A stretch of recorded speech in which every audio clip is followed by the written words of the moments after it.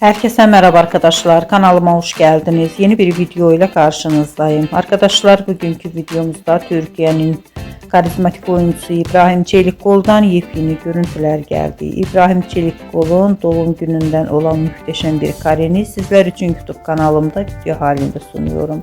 Umarım beğenirsiniz. Arkadaşlar, videomu beğendiyseniz kanalımı izlemeyi ve bildirim butonuna basmayı unutmayın. Şimdilik benden bu kadar olsun. Yeni videomuzda görüşmek üzere. Hoşça kalın.